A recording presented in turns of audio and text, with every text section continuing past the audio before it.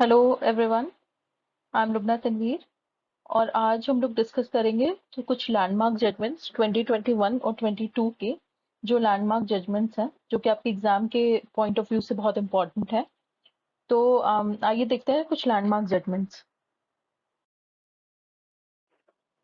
पहला जजमेंट है ये Lakshmi Bai Chandragi versus the state of Karnataka. ठीक है, इसमें सुप्रीम कोर्ट ने क्या कहा था? इसमें सुप्रीम कोर्ट ने कहा है कि educated younger boys and girls are choosing their life partner which in turn is a departure from the earlier norms of society where caste and community play a major role. Supreme court ने कहा कि consent जो है family की और community की consent और is not necessary once the two adult individual agree to enter into a wedlock and that their consent has to be piously given primacy। ठीक है, सुप्रीम कोर्ट ने कहा कि the choice of an individual is an inextricable part of dignity. तो इसमें कहा है कि कंसेंट जो है फैमिली या कम्युनिटी की, वो मैटर नहीं करती अगर दो अडल्ट इंडिविजुअल हैं, वो अगर अग्री कर रहे हैं to enter into a wedlock. ठीक है, तो एक बहुत इंपॉर्टेंट जजमेंट है। जजमेंट का नाम है Lakshmibai Chandragi versus the state of Karnataka. ठीक है, सेकंड जजमेंट है Devilal versus state of Madhya Pradesh. इसमें कहा है कि जुवेनाइल ऑफेंडर जो होते हैं, juvenile offender under 18 years and above 16 years of age to be remitted to jurisdictional juvenile justice board. ठीक है, यहाँ पे स्पेसिफिकली बात की है उन जुवेनाइल ऑफेंडर की जो 18 ईयर्स अंडर 18 ईयर्स है और अबव 16 ईयर्स। उनको कहा गया है कि उनको आपको रेमिट करना है to jurisdictional juvenile justice court। ठीक है, तो court held that in such a case if the accused were guilty the matter must be remitted to the jurisdictional juvenile justice court। ठीक है, कोर्ट ने कहा कि अगर अक्यूज गिल्टी भी है तो जुवेनाइल जो भी 18 इयर्स से अंडर की एज या 16 इयर्स से अबव की एज में के बीच के एज ग्रुप में आते हैं, उन्हें आपको रेमिट करना है to jurisdictional juvenile justice board. Case का नाम है Devi Lal versus state of Madhya Pradesh. आगे बढ़ते हैं।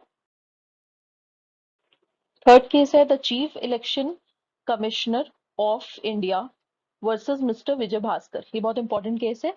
इसमें कोर्ट ने कहा था, कोर्ट ने फ्रीडम ऑफ स्पीच और एक्सप्रेशन की बात की थी और freedom court held that freedom of speech and expression also extend to reporting the proceeding that happen in courts including oral observation made by जजेस। इसमें कोर्ट ने कहा था कि freedom of speech and expression also extend to reporting the proceeding. Proceeding को report करना, media जो proceeding को रिपोर्ट कर रही है जो कि कोर्ट में हो रही है और जो भी ओरल ऑब्जर्वेशन जजेस कर रहे हैं, वो उसको अलाउ किया था कोर्ट ने इस केस में। ठीक है, कोर्ट ने कहा this court stands as a strong proponent of the freedom of the media to report court proceeding. ठीक है, this we believe is integral to the freedom of speech and expression of those who speak, of those who wish to hear and be heard, and above all in holding the judiciary accountable to the values which justify its existence as a constitutional institution। ठीक है, basically इसमें बोला था कि freedom है media को to report the proceedings. ठीक है, केस का नाम था the chief election commissioner of India versus mister Vijay Bhaskar. आगे बढ़ते हैं। केस है Satbir Singh versus state of Haryana. ठीक है, इसमें क्या है, इसमें आपके एग्जाम के पॉइंट ऑफ व्यू से इंपॉर्टेंट है क्योंकि इसमें जो बेंच ने एक डिटेल गाइडलाइंस दी थी for dowry death trials in the lower court. ठीक है, डाउरी डेथ के जो ट्रायल होता है सेक्शन 304 बी आईपीसी में आपका डाउरी डेथ मेंशन है, उसके लिए डिटेल्ड गाइडलाइंस जो है वो कोर्ट ने प्रोवाइड की है। कहा था कोर्ट ने section 304 IPC must be interpreted keeping in mind the legislative intent to curb the social evil of bride burning and dowry demand। ठीक है, उसमें कहा था कि जो डाउरी डेथ के केसेस हैं वो डे बाय डे इंक्रीज हो रहे हैं। However, it is also observed that sometimes family members of the husbands are roped in। ठीक है, फेक केसेस की भी बात की थी कि जबरदस्ती फैमिली मेंबर्स को जो है उस केस में इन्वॉल्व कर दिया जाता है, even though they have no active role in commission of the offence and are residing at distance places. ठीक है, जबकि उनका कोई एक्टिव रोल नहीं होता और वो वहां पे रिजाइड भी नहीं कर रहे होते। तो इन केसेस में the court need to be cautious in its approach. ठीक है, ये कहा था सुप्रीम कोर्ट ने।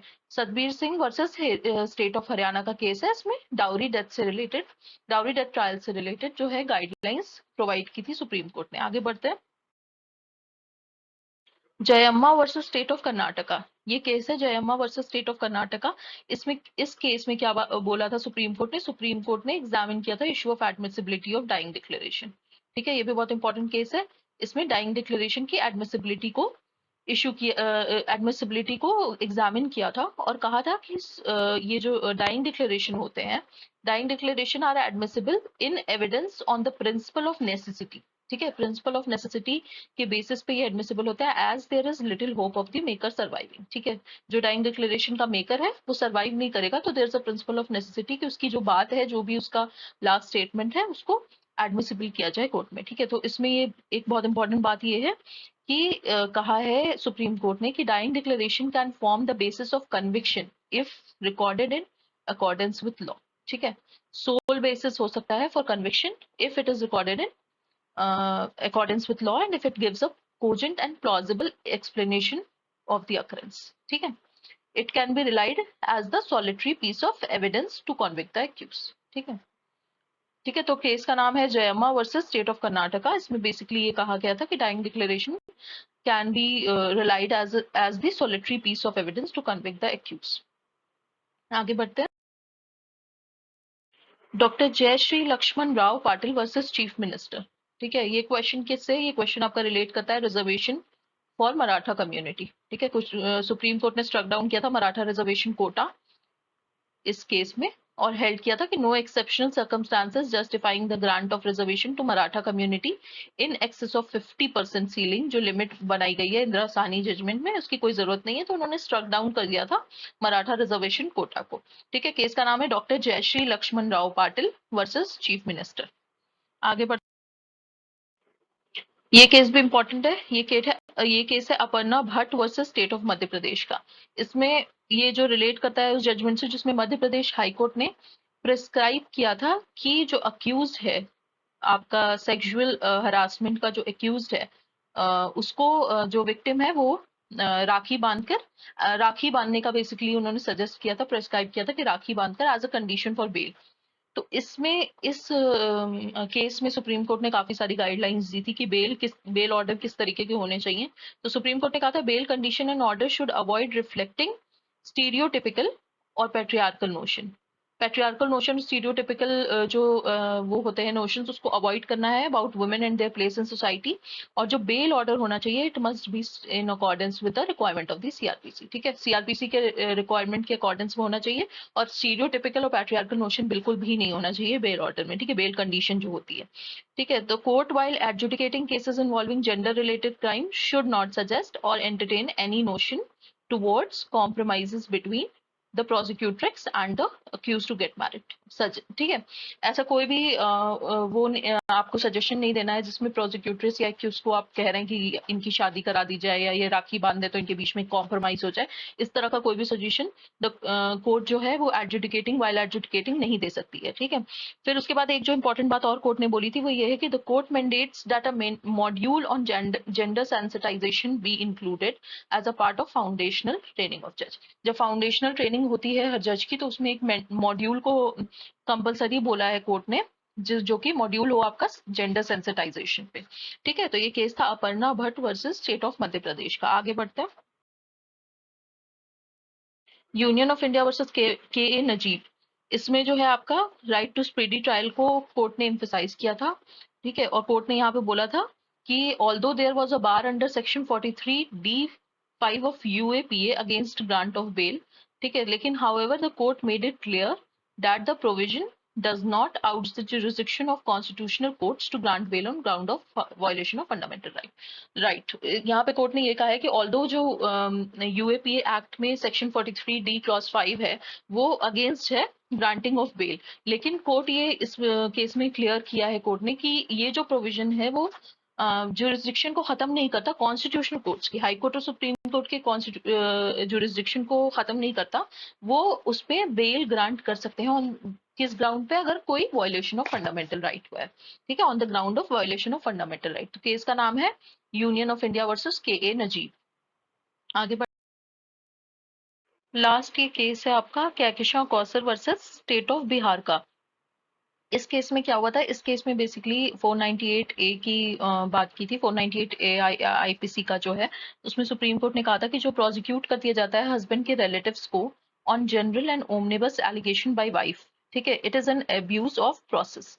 ठीक है, जनरल और ओमनिबस जो एलिगेशन होते हैं, बेसिकली जो फेक एलिगेशंस पे प्रोसिक्यूशन हो जाता है हस्बैंड्स के रिलेटिव का, it is an abuse of process. तो इसमें जो कोर्ट ने है वो सीरियस कंसर्न दिखाया था अबाउट इंक्रीज टेंडेंसी।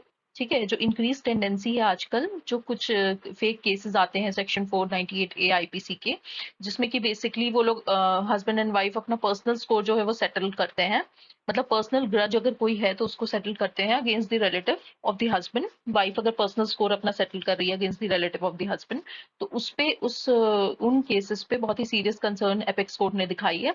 और उन केसेस में बोला है कोर्ट को कि बहुत ही कॉशियस रहने के लिए, बहुत ही कॉशियस अप्रोच लेने के लिए। तो इस केस का नाम है Kahkashan Kausar versus state of Bihar. ये रिलेट करता है 498A ऑफ आईपीसी से।